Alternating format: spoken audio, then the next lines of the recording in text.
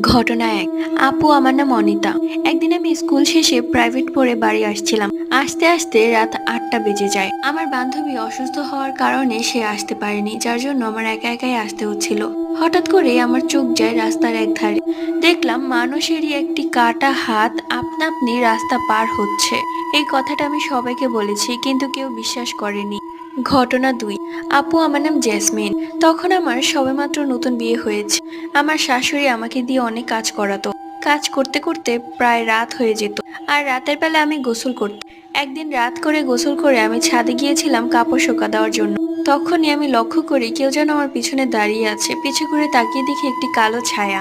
আমি অনেক ভয় পেয়ে যাই এবং সেখান থেকে দৌড়ে নিচে নেমে আসি। ঘটনা তিন। আপু, আমার নাম রিক্তি। এই ঘটনাটি ঘটেছে আমার সাথে। সেই দিন আমি বাসায় একা ছিলাম। বারবার মনে হচ্ছিল যেন ঘরে আমি ছাড়াও অন্য একজন আছে। টুকটাক শব্দ হচ্ছিল, আমি খুব ভয় পাচ্ছিলাম।